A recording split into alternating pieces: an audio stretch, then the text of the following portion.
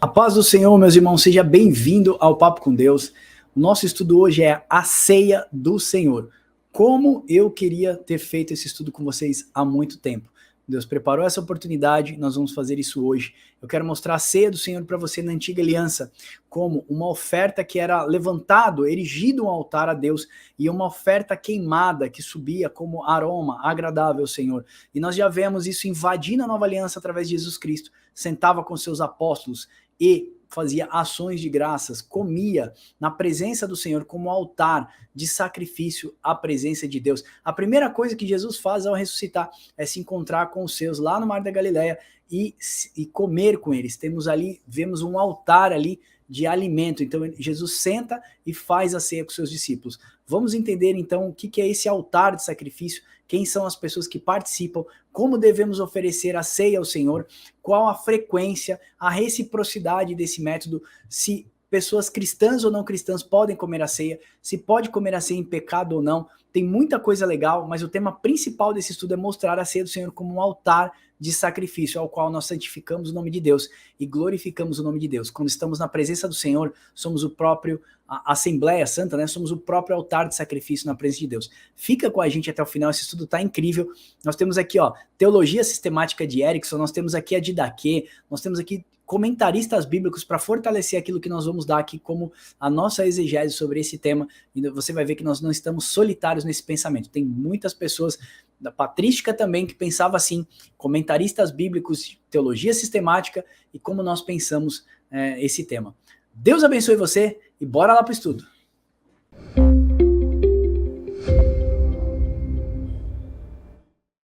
Pai do Senhor, irmão Marcos, recebi a minha revista aqui, ok? Agora é só aplicá-la como estudo aí para os irmãos, amém? Quero agradecer, que Deus abençoe aí, chegou aqui.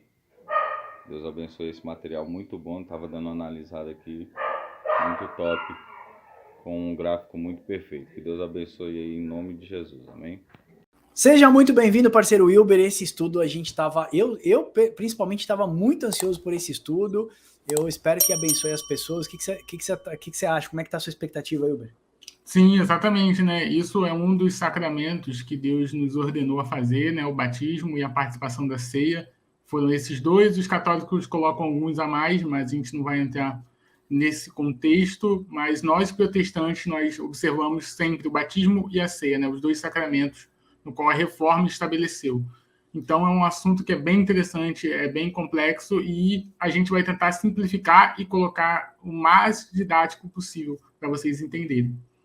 Maravilha. Se você está chegando por aqui, é novo no canal, clica aqui embaixo, se inscreve no nosso canal para dar uma força para a gente, tá bom? Se você já é inscrito, curte esse vídeo aí e não esquece de comentar para melhorar o nosso algoritmo. E também, a última notícia da noite aqui, do estudo, se você ainda não comprou a revista do Papo com Deus, papocomdeus.com.br/revista, nos ajude. Nós estamos numa missão e nós estamos aqui para edificar vocês. Nossos cursos no site são todos gratuitos, 17 cursos de teologia gratuito e mais de 210 e-books que eu e o Wilber já escrevemos. Vocês podem baixar lá totalmente gratuito no nosso site, tá? Então compra a nossa revista e abençoa o nosso ministério para a gente continuar sendo uma bênção para as pessoas. Então bora lá. A ceia do Senhor. Ele é um altar de adoração. Esse e-book também vai estar disponível aqui, para você fazer download. Esse e-book está bem bonito, está bem legal. Nós vamos passear aqui por 4 páginas e no final quero te deixar adicionais ao estudo, para você ver que nós não estamos solitários nesses entendimentos. Nós vamos mostrar teologia sistemática, comentaristas bíblicos, didaquê, patrística, para fortalecer isso. Por que nós vamos fazer tudo isso com muito zelo e muita qualidade? Porque 45% das pessoas que acessam nosso canal são pastores, ministros e pessoas que dão aula em escola bíblica dominical. Nós precisamos fazer isso com muito zelo e Deus sabe o quanto eu estava desejoso de fazer esse estudo com vocês. Como Jesus falou, né, Wilber? Eu estava desejoso de comer essa última ceia com vocês. Nós também. Verdade. Então vamos lá, para a gente começar aqui, irmãos, eu quero mostrar para você que nosso texto base está em Lucas 22, do 19 ao 20, quando Jesus toma o pão e, tendo dado graças, ele parte dizendo: esse é o meu corpo oferecido por vocês, fazei isso em memória de mim. Semelhantemente, depois de cear, ou seja, depois dele ter comido, ele tomou o cálice dizendo, esse é o cálice da nova aliança que foi derramado em favor de nós. Diferente do que a gente faz lá na nossa igreja, eles comiam primeiro e depois eles bebiam cálice. Então todo mundo comia, partia o pão, comiam ali toda a ceia. Quando terminava de comer, eles davam graça pelo cálice também e depois eles bebiam cálice, ok? Tem que ser feito assim na ceia do Senhor na sua igreja? Não, só estou mostrando que era um fato de quando eles sentavam para ceiar. E aí eu quero fazer a comparação para você com a primeira Páscoa, que está lá em Êxodo 12, do 11:51. Porque Deus ordena, irmãos, a Moisés para que ele celebre a Páscoa do Senhor. Você já sabe que Páscoa significa passagem, mas não é aquela passagem que o povo passou pelo Mar Vermelho. O contexto da Páscoa, ela está ligada à passagem do anjo da morte por cima da casa dos hebreus, lá no Egito. Você lembra disso? Naquele contexto, tinha o sangue de um cordeiro, que era passado no umbral das portas dos hebreus, para simbolizar que aquela casa estava coberta com o sangue daquele cordeiro. Portanto, o anjo da morte não poderia entrar ali, e você sabe que o sangue na porta tipificava a aspersão do sangue de Cristo. E Jesus, ele fala para os seus discípulos, olha, estava muito ansioso em comer essa Páscoa com vocês. Ou seja, antes de Jesus ir para a cruz, que ele vai ser traído por Judas lá no Monte das Oliveiras, depois ele vai ser levado para Pilatos, para o Sinédrio, você já conhece a história, ele faz a ceia do Senhor, ou a Páscoa, né? E lá na Páscoa, então, ele institui, fazer isso em memória de mim. Nós vemos isso sendo feito lá no tempo de Moisés, a primeira Páscoa, e nós vemos como um modelo, eu não sei se a gente poderia chamar de segunda Páscoa, mas o Wilber vai fazer algumas colocações aqui, ele muda, né? Ele faz um upgrade daquilo. Aquilo que era o sangue de um cordeiro, que era passado no umbral da porta, agora simbolizava o seu sangue, né? Sendo uma oferta de libação por toda a humanidade. Libação como líquido, tá? Oferta líquida, que vai ser oferecido por toda a humanidade. E ele vai ser morto, assim como aquele cordeiro era morto. E o anjo da morte não vai passar por cima da casa de quem está no Senhor. Jesus simplesmente faz o seguinte, irmãos, deixa eu saltar para o slide 2 para mostrar para vocês, ó. Deus, ele faz uma promessa em Jeremias 31:31 e ele cumpre nessa última Páscoa que Jesus faz, que agora se torna a ceia do Senhor. Então a Páscoa antiga se torna a ceia do Senhor, ok? Assim como como os hebreus faziam para se lembrar o que Deus tinha feito por eles, nós fazemos para lembrar o que Jesus fez por nós, nos libertou também do nosso Egito. Assim como Deus libertou o povo lá do Egito e levou o povo para o deserto, Deus está libertando a sua igreja do Egito, sinônimo, símbolo de escravidão. Você que já conhece a gente sabe que tem as sombras e realidades. Egito na Antiga Aliança é símbolo de escravidão. Sodoma e Gomorra na Antiga Aliança é símbolo de prostituição. Então, Deus está nos livrando através da morte do Cordeiro, que foi imolado desde a fundação do mundo, chamado Jesus Cristo de Nazaré. O que Deus está fazendo ali? Ele vai cumprir essa promessa aqui, ó, de Jeremias 31:31, que é isso que Jesus faz naquele dia. Ó. Eis que vem dias, diz o Senhor, que eu firmarei uma nova aliança com a casa de Israel e com a casa de Judá, não conforme a aliança que eu fiz com seus pais. Lembra, lá no Monte Sinai? Porque ele fala aqui, ó, no dia em que tomei pela mão e os tirei da terra do Egito, porquanto eles anularam a minha aliança. Não obstante,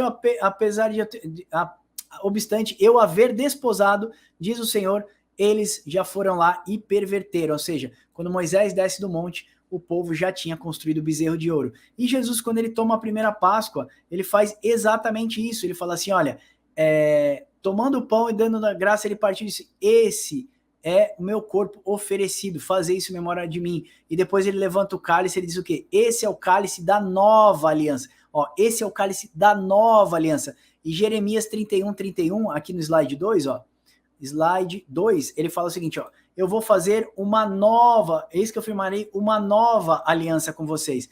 O que o profeta Jeremias profetizou lá antes do cativeiro babilônico, Wilber, parece que Jesus vem aqui e ele diz assim, ó, esse é o cálice da nova aliança. Jesus concretiza na última Páscoa que ele faz com seus discípulos, que simbolizava a antiga Páscoa do Senhor Deus, agora é a ceia do Senhor, um novo sacramento para a igreja de Cristo. Lembrar daquilo que Cristo fez por nós, não é isso, Wilber?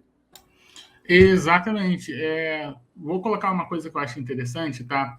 Porque vão ter pessoas que fazem dicotomia de povos, então elas vão ler Jeremias 31 e vão falar, não, você tá vendo? Isso é uma nova aliança com o povo hebreu. Por quê? Porque faz justamente essa dicotomia de povos. Então vai falar que a aliança de Jeremias 31 é somente para o povo judaico que vai receber Cristo no final. Nós não entendemos assim porque nós não fazemos essa dicotomia.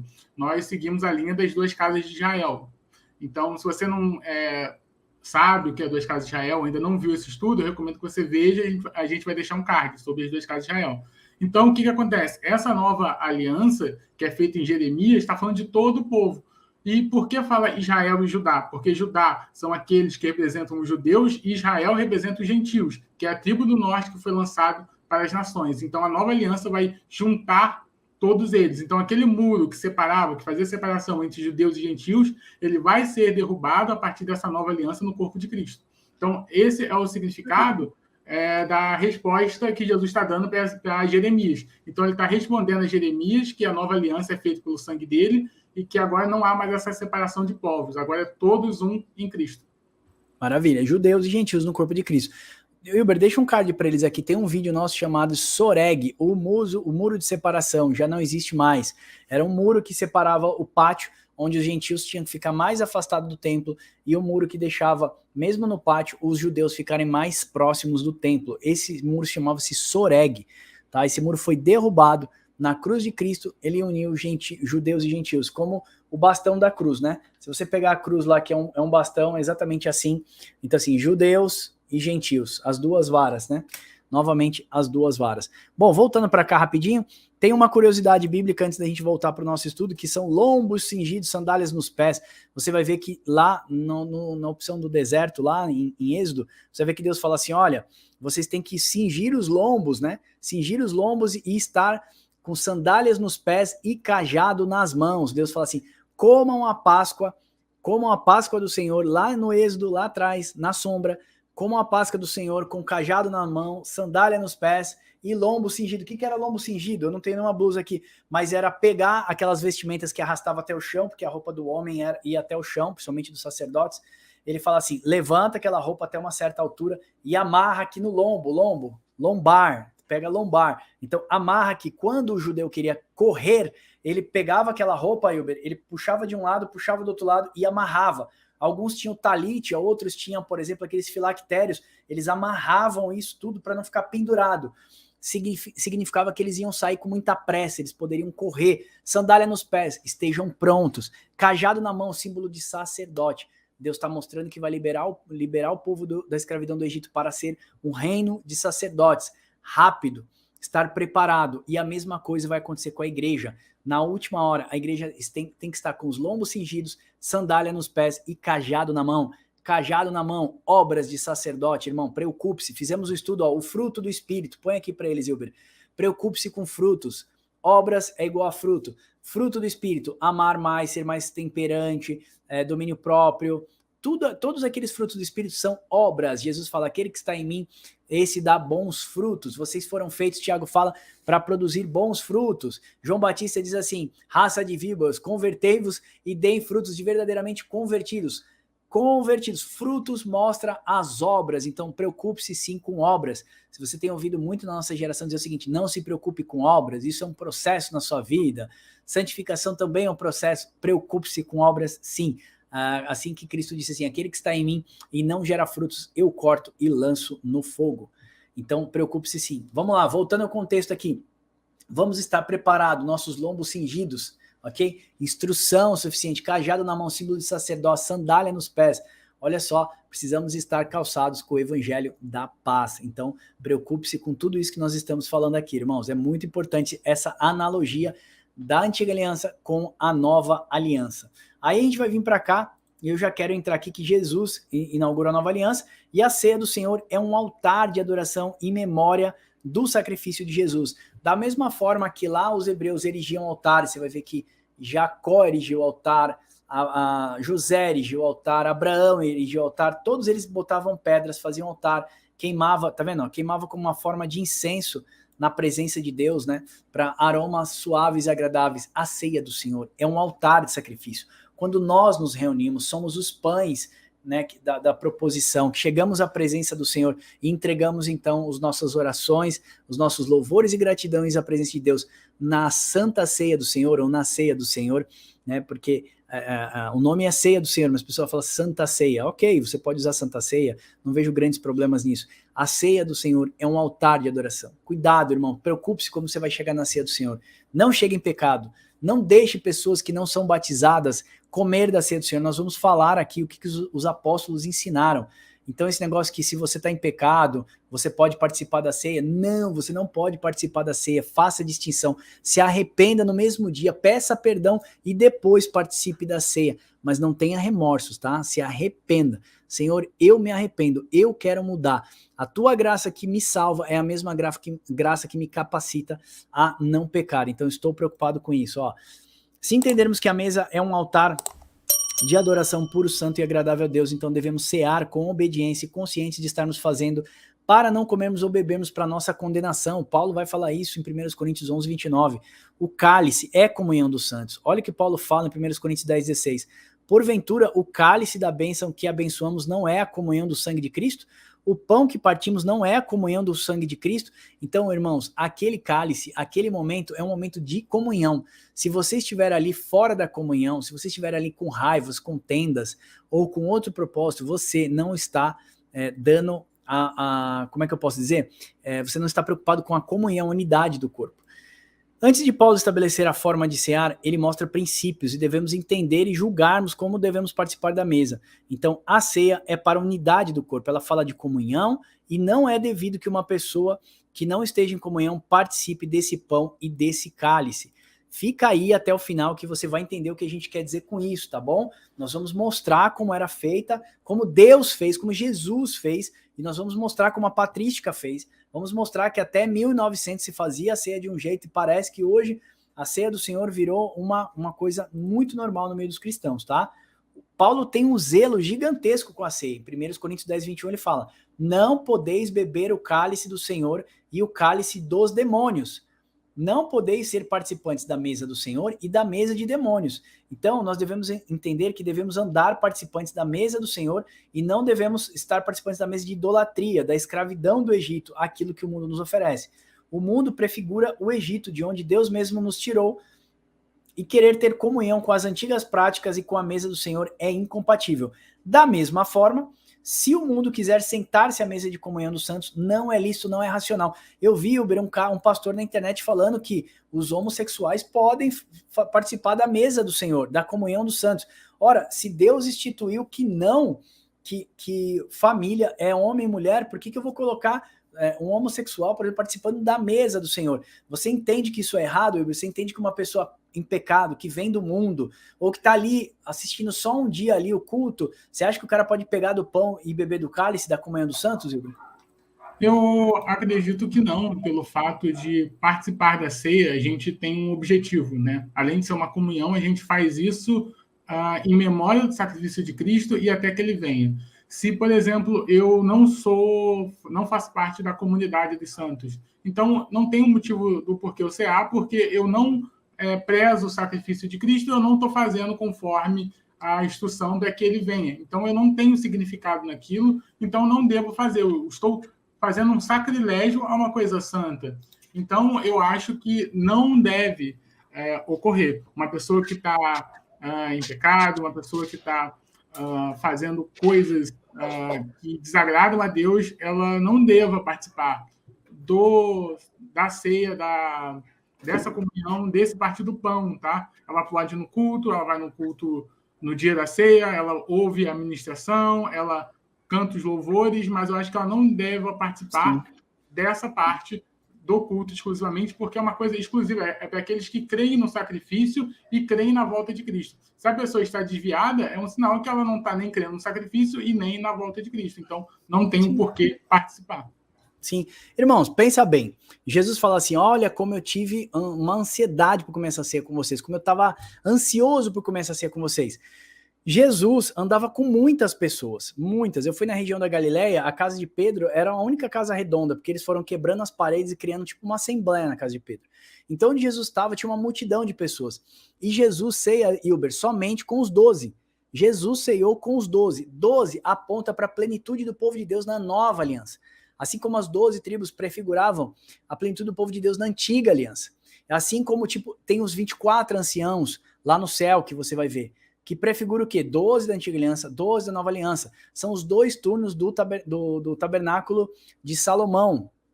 do Templo de Salomão, que era 12 tardes e 12 manhãs, sacrifícios contínuos, tardes e manhãs, prefigurando o quê? A antiga aliança e a nova aliança, a plenitude do povo de Deus e a plenitude do povo de Deus na nova aliança. Então presta atenção, irmãos, se Jesus tomou a ceia somente com os 12, é a prefiguração de que nós devemos ceiar para lembrar daquilo que Cristo fez por nós somente com os nossos irmãos, aqueles que já fazem parte da comunhão do corpo de Cristo. Aquele que crer e for batizado, esse será salvo. Então, quem crer e for batizado deve participar da ceia. Quem não é batizado ainda não deve participar da ceia. A criança pequena pode participar da ceia? Eu creio que sim, porque a Bíblia fala que o pai santifica o filho, são os pais que santificam os filhos. Então eu não vejo problema nisso quando a criança entende e ela é dependente do seu pai. Mas uma pessoa que vem do mundo não deve fazer esse tipo de coisa, ok?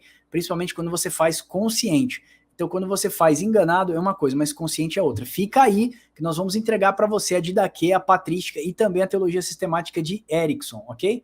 Então, comer e beber é para a glória de Deus, como Paulo fala lá em Coríntios. Jesus mesmo ceiou somente com seus 12, prefigurando a plenitude do povo de Deus, que foi o que a gente acabou de falar. Romanos vai falar para você apresentar os seus corpos como sacrifícios agradáveis a Deus. Ele nos chama a atenção para apresentar ao Senhor nosso corpo como sacrifício vivo agradável a Deus. Como é que eu vou oferecer um corpo que vem em pecado do mundo, fora da comunhão dos santos, ao qual a graça transformadora não está operando na vida dele? Então você tem que entender que nós somos um templo, irmãos, um templo espiritual para Deus o Pai, e nós fomos feitos à sua imagem, um templo móvel de adoração e sacerdócio para o seu reino. Quando sacrificamos nossas vontades e servimos os nossos irmãos, estamos sendo edificados tabernáculos a Deus, 1 Pedro 2,5. Também vós, como pedras que vivem, sois edificados casa espiritual, para ser o quê? Sacerdócio santo. Lembra que a gente sempre fala de sacerdócio? A fim de oferecer o quê? Sacrifícios espirituais agradáveis a Deus por intermédio de Jesus Cristo. Eu não posso oferecer sacrifício a Deus se não for por intermédio de Jesus Cristo. Por isso que nós fazemos em memória dele, por ele, para ele, são todas as coisas sempre. Portanto, a ceia do Senhor é um altar de sacrifício a Deus e nós somos os pães dessa mesa, e assim como os pães do tabernáculo de Moisés e o vinho, nós temos o sangue de Jesus Cristo como uma oferta de libação. Você vai entender sobre a oferta de libação lá em Números 15, 7. Então, todas as vezes que nos reunimos na sua presença, Deus recebe as nossas vidas como sacrifícios vivos, santo e agradável. Esse é o nosso culto racional que Paulo fala. A Assembleia dos Santos reunida é um altar de adoração. Se você entender isso, irmãos, você não vai oferecer mais uma ceia para Deus, uma ceia manca, ok? Ou uma ceia em pecado. Quem come e bebe sem discernir o corpo, come e bebe para sua própria condenação. Paulo vai dizer isso lá em 1 Coríntios 11, 29, eu não vou ler. Portanto, estar à mesa do Senhor sem arrependimento, em contendas com seus irmãos, intrigas e erros. Se você machucou alguém ou ofendeu, é necessário você se corrigir com seu irmão. Paulo fala isso. Presta atenção, irmãos, tem gente tomando ceia em pecado, magoado com alguma pessoa. Eu fiquei sabendo que tinha uma pessoa que tinha ficado magoado comigo, mandei o WhatsApp, a pessoa não respondeu, mandei o WhatsApp de novo, a pessoa não respondeu. De qualquer forma, eu estou livre de qualquer tipo de contenda que essa pessoa possa ter no seu coração, ok? Porque eu mandei o WhatsApp para a pessoa, tentei falar com essa pessoa, mas se tornou impossível. Então, entenda, da mesma forma, tente se reconciliar com o seu irmão, ok? Se você sabe que tem alguém que está chateado com você, faça isso. Eu fiz e eu acho que você deve fazer também. Os altares de Deus, ó. Nós levantando, vamos mostrar, Noé levantou um altar, Abraão levantou, Moisés, Josué levantou o altar, Gideão, Davi, Saul. Irmãos, você pesquisa na sua Bíblia, se você tiver uma Bíblia digital, você vai ver centenas de altares de adoração a Deus. E Jesus mesmo erigiu o altar de adoração, quando Jesus levantou um altar para Deus naquela Páscoa. Nós lemos o nosso texto base aqui, porque estão os 12 apóstolos tipificando a plenitude da igreja. Olha, Jesus parte ali e dá graças a Deus. Os pães ali como símbolo do corpo de Cristo, né? Da plenitude do seu corpo. Se ele é o cabeça, nós somos o corpo. Então nós estávamos ali representando o corpo de Cristo em altar de adoração, os pães na presença do Senhor. Agora eu quero falar da patrística, Elber, para passar para você, ó. Como a patrística cria a respeito da mesa do Senhor. O que é patrística, irmãos? Os primeiros bispos, os primeiros pastores, né? Os pais da igreja. A gente chama pais porque foram discipulados pelo apóstolo Paulo, João, Tiago, e aí você vai entender. E os primeiros bispos da igreja, também chamados de pais da igreja, afirmavam que a ceia não era uma transubstanciação, mas um sentido espiritual. Transubstanciação é o que a Igreja Católica coloca. Agora esse pão se tornou o corpo verdadeiro de Cristo. E esse cálice se transforma o sangue de verdade de Cristo. Não, isso é transubstanciar. Ele tá dizendo que Cristo criou substância e forma naquele objeto ali, naquele pão, naquela matéria. Isso é um erro, tá? Nós não acreditamos assim. Portanto, o pão e o vinho não era o corpo físico e o sangue físico de Jesus, mas um símbolo espiritual. Assim como o batismo. Quando a gente batiza, é um símbolo espiritual. Mas você morreu ali? Não, você não morreu. É o símbolo que você morreu para o mundo e viveu para Deus, ok? É um símbolo espiritual. Eles também criam que somente aqueles que se arrependeram e passaram pelo batismo aqui deveriam participar da ceia. Então a patrística cria que somente aqueles que se arrependeram e passaram pelo batismo deveriam poder ceiar. Quem pensava assim? Inácio de Antioquia, 110 depois de Cristo, Irineu de Lyon, 202 depois de Cristo, Tertuliano, de 160 a 225 depois de Cristo, Orígenes, Agostinho, você vai ler aí na sua casa para a gente não ficar muito cansativo. E agora eu quero, antes de passar para o Wilber, o que a Didaquê ensinou. Se você não sabe o que é Didaquê, deixa eu deixar claro para você. Didaquê, a instrução dos 12. Os 12 apóstolos escreveram uma Didaquê, ok? Um manuscrito referente os modelos de sacramento da igreja, como a igreja deveria se portar em assembleia, o que eles deveriam fazer, como eles deveriam divulgar a palavra de Deus, escreveu esse volume e enviou para todas as igrejas. No capítulo 9, no parágrafo 5 da Didaquê, diz assim: que ninguém coma nem beba da Eucaristia sem antes ter sido batizado em nome do Senhor, pois sobre isso o Senhor disse: não deem as coisas santas aos cães. Olha só, irmãos, a Didaquê, os 12 apóstolos disseram o seguinte, lá no capítulo 9, no parágrafo 5 da Didaquê, que ninguém coma e beba da Eucaristia, se antes ter sido batizado. Olha só o que Jesus disse referente a isso. Não deem as coisas santas aos cães. Caiu, Wilber? Eu tô aqui. Tu tá aí também. Caí de novo, voltei. Tudo bem. Então vamos lá. Continuando daqui, ó. Eucaristia. Daqui. Então vamos lá. Ó. Eucaristia é uma palavra grega que em sua etimologia significa ações de graça. É o nome dado para memorial da ceia do Senhor. Então, Wilber, os apóstolos, a instrução dos 12 foi que ninguém coma sem ter se arrepender e tenha sido batizado, porque Jesus disse, não deem as coisas santas aos cães. Eucaristia é uma palavra grega que em sua etimologia significa ações de graça. É o nome dado para o memorial da ceia do Senhor, ok? Então, olha só o que a instrução dos 12 disse. Que ninguém coma ou beba da Eucaristia sem antes ter sido batizado em nome do Senhor Jesus Cristo.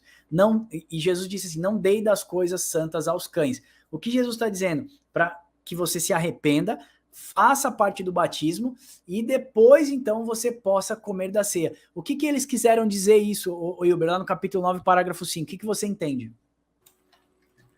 Então, que para você ser participante desse sacramento, dessa comunhão, você tem que estar integrado no corpo de Cristo. E não só no corpo de Cristo, como você tem que observar se você se mantém nesse corpo. Como assim eu me mantenho? Eu estou numa luta contra o pecado, eu estou no arrependimento, eu estou com uma vida voltada ao Senhor Jesus Cristo. Isso é você se manter ali fiel e sempre renovando as esperanças na volta de Cristo. Uma coisa interessante é o fato, né, que a gente pega muito, por exemplo, em igrejas, eu que já fui muito em assembleia, parece que o pecado ali que faz com que você não tome a ceia é somente cair em adultério, né? Então, tipo, não cai em adultério, então eu posso cometer qualquer outro pecado que eu posso tomar ceia. E não é assim. Obviamente, adultério é um caso grave.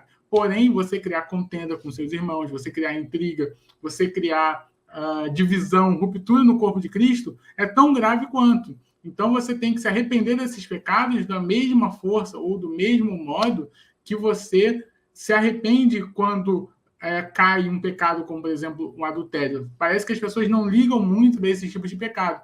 Eu posso falar mal do meu próximo, eu posso não demonstrar o amor ao meu próximo, que está tudo bem, que isso não é pecado, isso não me torna não apto a não participar da ceia. E quando a gente vai na palavra, a gente vê que sim, que você não pode tomar tendo essa divisão, tendo esse pensamento, porque a ceia é uma reconciliação. A gente faz isso em memória de Cristo para que quando ele venha, até que ele venha. E quando ele vir, quem vai ser arrebatado? Quem vai ser transformado? Toda a igreja. Não é um indivíduo, é um corpo místico, né? Então, se você cria divisão nesse corpo místico, você está celebrando uma ceia errada. Maravilha, maravilha. Vamos lá, então, olha só, para a gente já ir finalizando o estudo aqui, você vai entender o que a gente está falando. Por exemplo, a teologia sistemática de Erickson, na página 1081, diz o seguinte, que todas as denominações concordam e cria do Senhor que não deve ser ministrada indiscriminadamente às pessoas. Ela é, de certa forma, um símbolo do discipulado que faz parte do relacionamento individual entre o crente e o Senhor. Por isso, não deve ser ministrada com alguém que não seja discípula de Cristo. Isso é a teologia sistemática de Erickson, página 1081. Ainda na teologia de Erickson, na página 1093, é o seguinte, a frequência da ceia do Senhor. Qual a frequência, Max? De quanto em quanto tempo deve ser ministrada? A frequência a qual devemos celebrar a ceia do Senhor é outra questão a qual não temos instruções explícitas, ok? Jesus não deixou claro a frequência da ceia. Então não há sequer uma indicação exata da prática da igreja primitiva, embora possa ter sido semanal. Isso é, todas as vezes que a igreja se reunia. Você vai ver isso na página 1093 da Teologia Sistemática de Erickson. Portanto, não podemos afirmar ser certo ou errado ministrar todo mês, uma vez por ano, como as congregações hoje o fazem. Isso aqui, nós estamos no adicionais ao estudo, tá? Então aqui tem vários adicionais que a teologia sistemática coloca, apontando essa parte aí da igreja. Por que nós estamos falando isso? Porque tem denominações que é uma vez só por ano, congregação, CCB, uma vez por ano. Igrejas assim pentecostais, uma vez por mês. Tem alguns tipos de igreja que fazem a cada 6 meses. Parece que na antiga, na igreja primitiva, perdão, toda vez que eles se reuniam, eles partiam o pão e davam graças a Deus, né? Então eles faziam ações de graças ao Senhor. Aqui mesmo nós vamos fazer a ceia aqui em casa, no dia 25 de dezembro, no Natal, e nós vamos partir o pão e nós vamos cear ali com ações de graças, lembrando aquilo que Cristo fez por nós. Até falei com a Ale, falei, vem passar o final de ano em casa pra gente fazer um tempo de ações de graças. Então nós vamos lembrar daquilo que Deus fez pra gente. Eu não preciso pegar aquele pãozinho da igreja, nem aquele suquinho de uva.